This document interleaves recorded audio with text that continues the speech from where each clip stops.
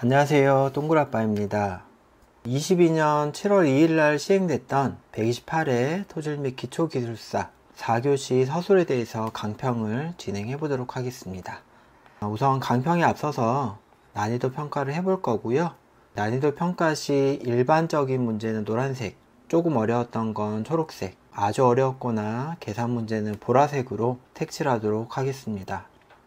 1번 흙의 응력 변형률 곡선으로부터 얻을 수 있는 역학 점수들과 활용 방안에 대해서 설명하시오 나왔고 123회 3교시 5번과 동일한 문제입니다.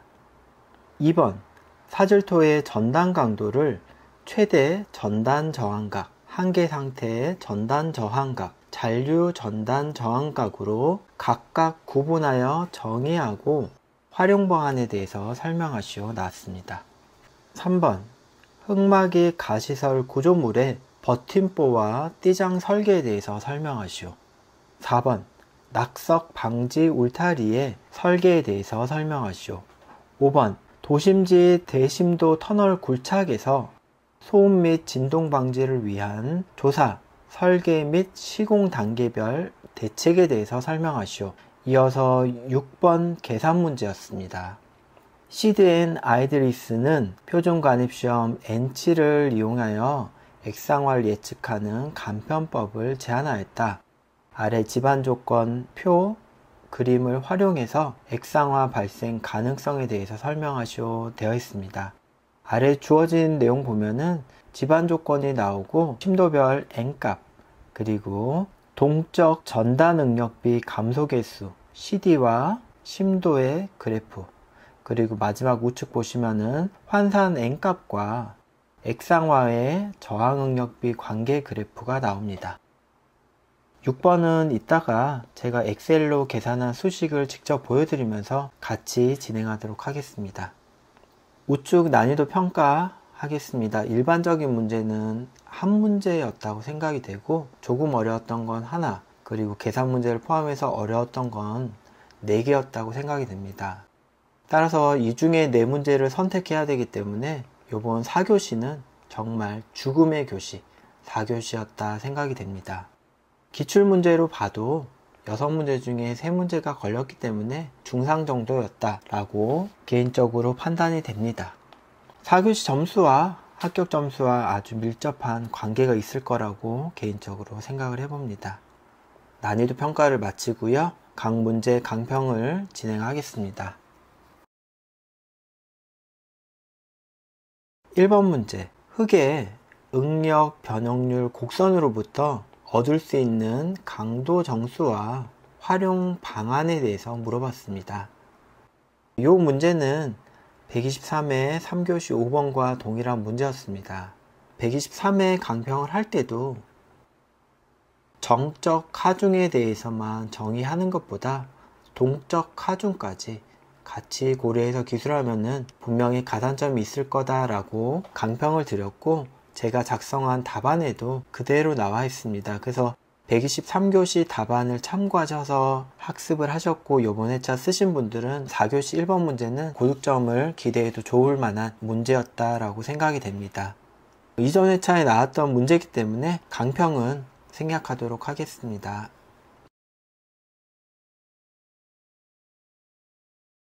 이어서 2번 문제 보겠습니다. 사질토의 최대 전단 저항각 파이 피크와 한계 상태의 전단 저항각 파이 CS 크리티컬 스테이트, 그리고 마지막으로 잔류 전단 저항각 파이 R 파이 레지졸입니다. 이렇게 문제가 나왔는데 상당히 난이도가 있고요. 일반적인 이론서에는 최대 전단 저항각과 잔류 전단 저항각은 있지만은 한계 상태에 대한 내용이 없어서 어려웠을 것 같은데 5년치보다 조금 더 이전으로 가서 학습하셨던 분들은 이 문제와 동일하게 107회에 나왔기 때문에 그래도 풀어볼 만 하지 않았을까 생각을 해봅니다. 응력 변형률 곡선을 이용해서 전단 저항각을 정의해 보도록 하겠습니다. 세로축을 전단 응력으로 놓고 가로축을 전단 변형률 혹은 변형률로 놓겠습니다. 사질토를 전단했을 때 이런 식으로 그래프가 형성이 되는데, 전단 응력이 최대가 되는 지점, 이 지점을 최대 강도 혹은 파괴시 강도로 표현을 하고, 변형 연화 이후에 잔류 상태의 가기 이전 상태, 이 상태를 한계 상태라고 합니다. 크리티컬 스테이트라고 하고, 이때 전단 저항각을 한계 상태 전단 저항각이라고 합니다. 마찬가지로 피크치의 전단 저항각을 최대 전단 저항각으로 정의하게 되고, 이후에 변형이 계속되는 경우 일정 값에 수렴하게 되는데, 이 부분을 잔류 강도 타우 R이라고 하고, 이 부분의 전단 저항각을 이제 파이 R로 정의하게 됩니다. 그러면 전단 저항각과 강도를 짝을 지어 보면은 이런 상태가 됩니다. 최대 전단 저항각은 최대 강도일 때의 전단 저항각, 그리고 잔류 상태는 잔류 강도일 때가 되고, 한계 상태의 경우는 최대를 지나서 크리티컬 스테이트에서부터 타우 R까지 간격의 전단 저항각을 의미하게 됩니다. 최대 전단 저항각 파이 P는 일반적인 안정 해석을 할 때 사용을 하게 되고, 잔류 저항각 같은 경우는 진행성 파괴가 예상되는 집안에 대해서 수행을 하게 됩니다. 한계 상태 같은 경우는 유동 액상화를 판단하는 기준으로 사용되게 됩니다. 여기까지 제가 확인한 내용이고, 이상의 내용이 보고 싶으신 분들께서는 이춘석 교수님의 교재 중에 그 회차별 답안 해석 부분에 107회 부분을 참고하시면 되겠습니다. 혹은 나중에 동그라빠 답안이 나오면은 그 부분 참고해 주셔도 좋겠습니다. 2번 여기까지 보겠습니다. 3번 문제 보겠습니다. 흑막이 가시설의 버팀보와 띠장 설계에 대해서 설명하시오 했습니다. 다들 알고 계시겠지만은 버팀보와 띠장 설계 흐름에 대해서만 간략하게 해보고, 그 부분에서 어떤 부분을 어떤 식으로 쓰면 좋은지 흐름 같이 한번 살펴보겠습니다. 버팀보와 띠장은 우선 버팀보와 띠장에 작용하는 단면력을 설정을 합니다. 이 단면력에는 설계, 축력이 있을 수가 있고요. 축방향력을 축력이라고 합니다. 설계, 휨 모멘트, 그리고 설계, 전단력이 작용을 하는데, 전단력이 작용하게 됩니다. 부재에 작용하는 단면력 같은 경우는 이제 쓸 말이 상당히 많은데요. 흑막이 구조 및 현장 여건에 따라서 토합과 작용되는 수압, 그리고 상제 하중, 그리고 버팀보 형식 등에 따라서 단면력이 결정이 되게 됩니다. 단면력이 설정되게 되면은 단면에 작용하는 응력이 계산이 됩니다. 응력은 압축 응력과 휨 응력, 그리고 전단 응력으로 이렇게 산정이 되겠죠. 이어서는 부재의 허용 응력을 설정하게 되는데, 허용 응력을 설정할 때는 영구 구조물 또는 가설 구조물에 따라서 개수를 달리해서 산정을 하게 됩니다. 여기까지 선정이 되면은 작용 응력과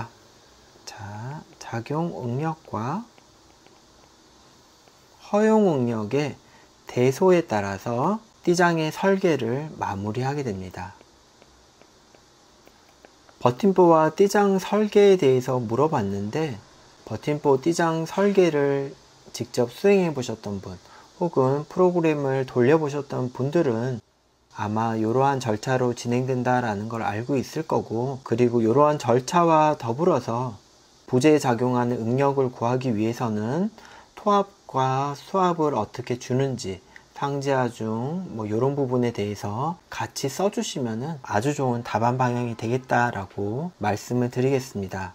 추가적으로 나는 가시설 안정 해석을 정말 많이 해봤고 이렇게 부재 해석을 설계를 해서 NG가 나왔을 경우는 나는 어떻게 했다라는 부분을 설계 사례라든지 그런 부분으로 써주시면 더욱 좋을 것 같습니다.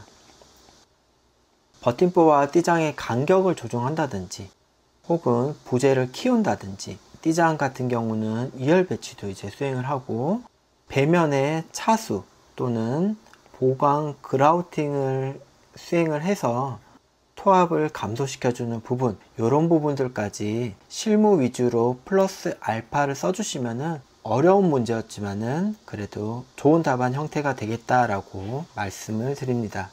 한 가지만 더 말씀드리면은 버팀표와 띠장 설계, 이 부분은 토지기술사가 그래도 기본적으로 알아야 되는 내용이 아닌가 싶습니다. 마이다스로 모델링한 결과지 혹은 보고서 부분에서 관심 있게 지켜보시면 좋겠습니다. 여기까지 3번 보겠습니다. 이어서 4번 문제 보겠습니다. 낙석, 방지, 울타리 설계에 대해서 물어봤습니다.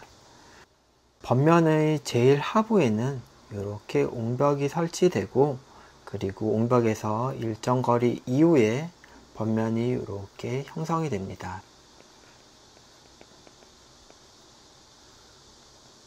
자, 번면에 직접 이렇게 망을 설치하는 부분, 와이어 로프라든지 그런 부분을 이용해서 설치하는 부분은 낙석, 방지망이 되겠고요. 그리고 번면의 최하단, 이런 식으로 생긴 구조물 보신 적 있죠? 이 부분이 바로 낙석 방지, 울타리라고 합니다. 지금 문제에서는 낙석 방지, 울타리에 대해서 물어봤습니다. 그러면은 기본 개념에 대해서 먼저 설명을 드리면은 번면상에 위치한 이런 돌들, 돌이나 안반 혹은 토사들이 이렇게 낙석을 해서 떼굴떼굴 굴러 떨어지게 되는데 낙석될 때의 에너지를 낙석 에너지라고 하고요. 이런 사면의 조건, 비탈면의 조건을 비탈면 조건이라고 합니다. 그러면은 낙석 에너지와 비탈면 조건의 영향으로 낙석 방지 울타리망에 힘이 가해질 텐데 이걸 버티는 능력이 확보가 된다면은 설계가 잘 된 거고 이런 큰 흐름을 가진다라고 말씀드릴 수 있겠습니다. 낙석 방지 울타리망은 일반적으로 H 형광과 와이어 로프 그리고 철망 등으로 구성되게 됩니다. 낙석 방지 울타리의 설계사항에 대해서 큰 아이템만 소개시켜 드리겠습니다. 제가 말씀드리는 부분은 도로 설계 편람이라든지 도로 설계 요령, 비탈면 설계 기준 등의 기준서를 이용한 것임을 말씀드립니다. 낙석 방지 울타리망은 낙석 방지 울타리망의 형식에 대해서 설정을 해야 되고 앞서 말씀드린 대로 낙석 에너지를 계산합니다. 낙석 방지 울타리망의 흡수 가능 에너지량을 구조 형태에 따라 계산하게 되고요. 이어서는 설치의 적정성을 검토합니다. 이후 낙석 방지 울타리망의 높이와 이격거리, 추가적으로 옹벽을 설치하는 여부, 그리고 낙석 방지망의 기초 부분에까지 이렇게 설계를 하면은 낙석 방지 울타리망 설계의 모든 부분이다 라고 봐주시면 되겠습니다. 자, 세부사항은 설계 기준이라든지 혹은 나중에 답안이 나오면 확인하시면 되겠습니다.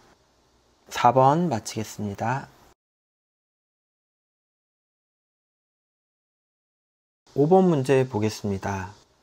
이전 2교시와 마찬가지로 도심지의 대심도 터널에서 이런 기본 조건은 유사하고 5번 문제에서는 소음과 진동 방지를 위한 조사, 설계, 시공에 대해서 물어봤습니다. 이 문제의 큰 가닥, 흐름을 잡는다면은 우선 소음과 진동의 기준에 대해서 언급할 수 있을 거고, 소음과 진동의 영향 요인을 첫 번째 장 엑스트라 또는 전제 조건에 대한 내용으로 이렇게 써주시면 좋을 것 같습니다. 이어서는 집안조사를 수행하게 되는데, 집안조사는 입지 환경조사를 포함해서 현장시험과 그리고 실내시험 등을 수행하게 됩니다. 도심지이니까 당연히 구조물 현황에 대해서도 조사를 수행해야 되겠습니다. 이어서 설계 시공시는 크게 두 가지로 구분하게 되는데, 진동을 억제하거나 차단하는 공법에 대한 부분, 그리고 소음을 줄이는, 즉 방음시설에 대한 부분까지 고려해서 설계를 수행하면 되겠고, 말씀드린 이 부분을 기본적으로 해서 플러스 알파로는 시험 발파 부분이라든지 혹은 발파공법에서 미진동 발파공법, 혹은 약액을 주입한 발파공법이라든지 물리적 방법 등에 대해서 같이 언급을 해주시면 좋을 것 같고, 시공시 대책이 나왔기 때문에 계측에 관한 사항까지 언급을 해주시면 되겠습니다. 이 문제도 마찬가지로 집안조사에서부터 설계, 시공, 계측까지 이렇게 흐름에 따라 서술하면 되는 문제가 되겠습니다. 5번 여기까지 보고 마치겠습니다. 마지막으로 6번 문제, 액상화 발생 가능성을 판단하는 계산 문제 보도록 하겠습니다. 좌측 페이지에 주어진 조건에 대해서 먼저 보고 풀어놓은 엑셀 시트를 불러와서 보는 식으로 진행하겠습니다. 우선 첫 번째 집안 조건이 나옵니다. 집안 조건을 보면은 지하수는 GL-2m에 위치한다. 그리고 간극비는 0.8이고 비중은 2.65이고 통일물리법상 SM이다. 그리고 지진 규모 7.5에 대해서 수평 가속도는 0.16G이다 라고 가정이 되어 있습니다. 이어서 아래 보면은 심도별 N값이 나와 있고, 그 아래에는 심도와 동적 전단 응력 감소 계수, 즉 CD와 심도 값이 나와 있는데, 그래프상의 CD 값은 나중에 계산된 전단 응력비에 곱해서 계산을 하게 됩니다. 마지막으로 우측 그래프 보시면은 환산 N값에 대한 액상화 저항 응력비 해서 가로축은 환산 N값, 그리고 세로축은 액상화 저항 응력비 이렇게 나오게 됩니다. 자, 그럼 엑셀 시트를 불러서 같이 보도록 하겠습니다. 엑셀 시트의 좌측 부분부터 보도록 하겠습니다. 액상화 검토는 지하수의 상부 지반은 제외하기 때문에 0m와 1m는 제외를 했고요. 2m부터 20m까지 이렇게 시트로 작성을 했고, 마찬가지로 심도 20m 이상은 제외시키기 때문에 이렇게 2m에서 20m까지만 썼다라고 봐주시면 됩니다. 문제에서 주어진 조건대로 포화 단위 중량인 감마 세츄레이티드와 감마 서브를 작성했고, 이 값들에 따라서 전응력과 그리고 유효응력을 구분했습니다. 전단응력비를 산정하기 위해서는 0.65 곱하기 G분의 알파 곱하기 시그마 V 다시분의 시그마 V이기 때문에 알파는 문제에서 주어졌고, 지금 위에서 본 중력 가속도와 시그마 V 다시는 다 구해진 것을 확인하실 수 있겠습니다. 전단응력비를 산정하기 위해서는 심도별 보정계수인 CD 값을 곱해야 되는데, 그 값은 아래 그래프에서 확인할 수가 있겠습니다. 심도에 따른 전단응력 감소 계수입니다. 따라서 해당 심도에 대한 이 부분의 CD 값을 지금 보시면은 표의 이 부분, 여기 CD 값이 이렇게 나타나게 됩니다. 그러면은 계산상 처음에 구한 전단능력비, 자, 빨간색으로 표현된 이 전단능력비는 이 계산식으로 구해지게 되고, 그래프에서 확인된 CD 값을 두 개를 곱해주게 되면은 실질적으로 액상화 평가에 적용하게 되는 전단능력비 다시를 구하게 됩니다. 두 개를 곱한 값을 이렇게 기입을 해주시면은 계산에 사용되는 전단능력비다 라고 봐주시면 되겠고요. 이렇게 액상화 평가에 사용되는 전단능력비를 산정했습니다. 이어서는 N치를 활용해서 저항능력비를 산정해 보겠습니다. 문제에서 주어진 N치는 심도별로 이렇게 주어지고요. 우측에 보면은 N60, 요거는 표준관입시험 보정값이라고 보면 되겠고요. 좌측 아래에서 에너지 효율 ER을 54%로 가정했기 때문에 N60은 N값에다가 0.9를 곱한 값으로 계산이 되었습니다. 그래서 N60 값이 이렇게 주어져 있고, 유효 상지압에 대한 보정계수 CN 값을 시그마 V 값을 활용해서 아래와 같이 심도별로 산정을 하게 됩니다. 결과적으로 저항능력비 산정에 활용될 N1 60의 값은 N60과 CN을 곱한 값으로 산정하게 되고, 다음과 같이 산정하였습니다. 그러면 요 N1 60 값으로 저항응력비 값을 산정하게 되는데, 환산된 N값을 통해서 액상화 저항응력비를 이런 식으로 산정을 하게 됩니다. 그러면은 다시 표에서 저항응력비, 진도 7.5일 때의 저항응력비가 이렇게 산정이 되는데, 설계는 6.5, 진도 6.5를 기준하기 때문에 보정계수인 MSF 값을 1.44로 줘서 두 값을 곱한 저항응력비를 최종적으로 산정하게 됩니다. 그러면 전단응력비와 저항응력비를 이용해서 간편 예측법을 통한 액상화의 안전율이 계산이 되고요. 지금 보시는 바와 같이 심도 10m까지 이 부분에서는 안전율이 1.5 이하로 나오기 때문에 추가적으로 상세 예측을 통해서 다시 한번 검증을 해야 되고, 또 NG가 나오는 경우는 액상화 보강공법을 선정해야 된다. 이런 식으로 답안을 기술해 주시면 되겠습니다. 다시 한번 정리를 하자면은 심도에 따라서 단위 중량을 설정해서 전응력과 유용력을 선정합니다. 추가적으로 심도에 따른 전단응력 감소계수를 그래프로부터 산정을 해서 전단응력비에다가 감소계수를 곱해서 설계에 적용하는 전단응력비를 산정했습니다. 이어서 시험 시 확인된 N치를 시험 에너지 효율에 대한 보정과 상지압에 대한 보정을 거쳐서 N1 60 값을 구하고 N1 60 값을 이용을 해서 액상화 저항응력비를 구하게 됩니다. 그런데 구해진 저항응력비는 진도가 7.5 기준이기 때문에 보정계수인 MSF 값을 곱해서 최종적으로 저항응력비를 산정하게 되고요. 전단응력비와 저항응력비의 비율로 FS를 산정하였습니다.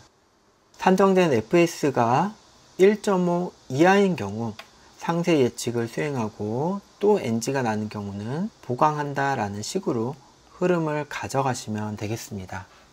이상으로 6번 문제에 대한 강평을 마치겠고요. 조금 더 정리된 내용이 필요하시면 나중에 답안을 통해서 확인하시면 되겠습니다.